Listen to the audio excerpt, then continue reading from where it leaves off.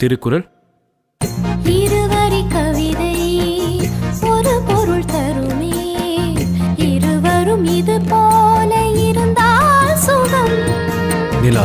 இரவினில் குளிக்கும் தேவதை இவளோ, வளர்ந்தே தேய்கின்ற வெள்ளை நிழல். சரி, கண்ணாடி. இதில் என்னை பார்க்கிறேன், அது உன்னை காட்டுதே. காதல். கரினி சரி கரி கரி